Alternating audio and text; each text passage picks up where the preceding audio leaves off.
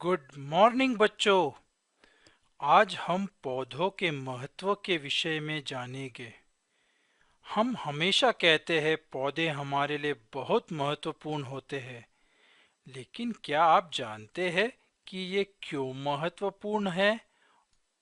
वे कौन सी चीजें हैं जो हमें पौधों से प्राप्त होती है? मुझे यकीन है आप अवश्य ही जानते होंगे कि हमारे भोजन का अधिकांश हिस्सा जैसे फल, सब्जियां, अनाज, दालें, चाय, कॉफी, चीनी एवं मसाले हमें पौधों से प्राप्त होते हैं। इनके अलावा पौधे कई और तरीके से हमारे लिए उपयोगी होते हैं। चलो इसके बारे में हम कुछ और जानें। आप सभी नारियल तेल से परिचित होंगे, और अगर आप ये सोच रहे हैं कि यह तेल नारियल से बना है तो आप सही है। नारियल तेल की तरह ही कुछ और तेल जो हम खाना पकाने में उपयोग करते हैं वह पौधों से ही बनाए जाते हैं।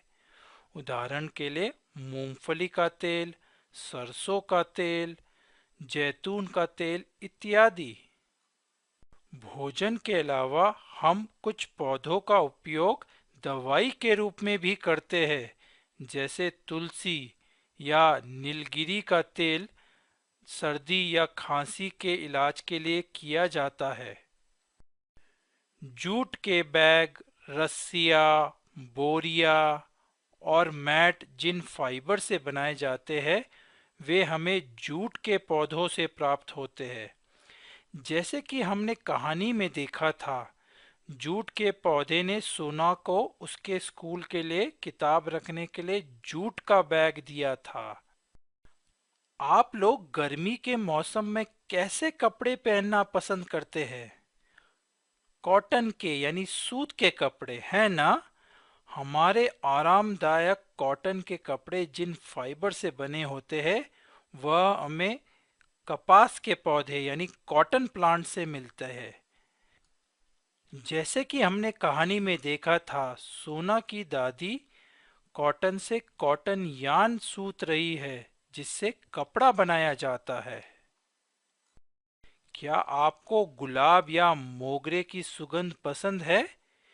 इन फूलों की महक वाकई में बहुत अच्छी होती है, इसलिए इनसे इत्र यानी सेंट या परफ्यूम बनाया जाता है। खुशबूदार साबुन भी फूलों से ही बनाए जाते हैं। गुलाब और मोगरे की तरह कुछ और पौधे भी होते हैं जिनमें सुंदर फूल और पत्तियां होती है। इनका उपयोग हम घर, बगीचों और दफ्तर की सुंदरता बढ़ाने के लिए करते हैं। इन्हें सजावटी पौधे यानी ऑर्नामेंटल प्लांट्स कहा जाता है।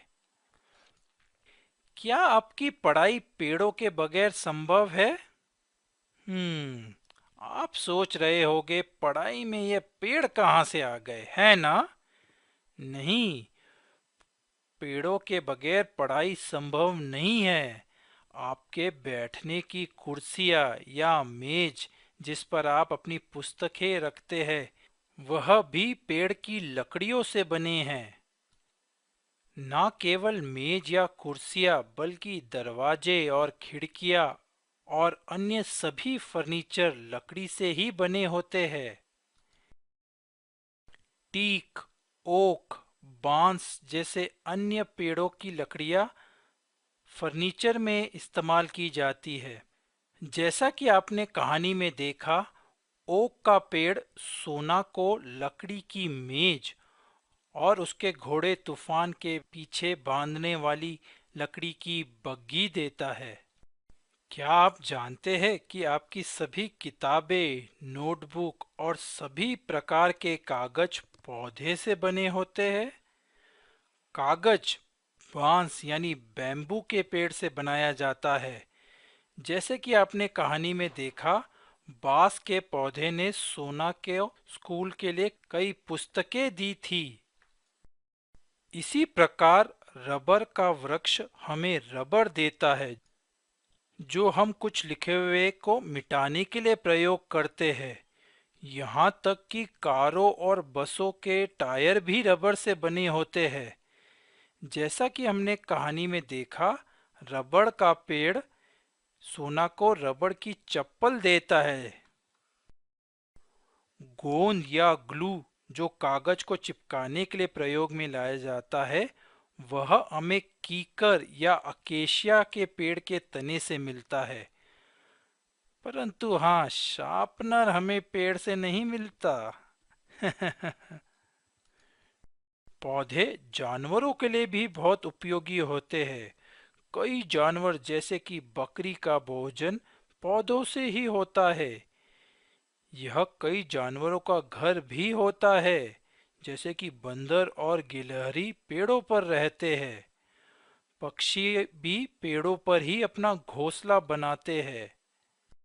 प्राचीन समय से ही लकड़ी का उपयोग खाना बनाने के लिए ईंधन के रूप में प्रयोग किया जाता है।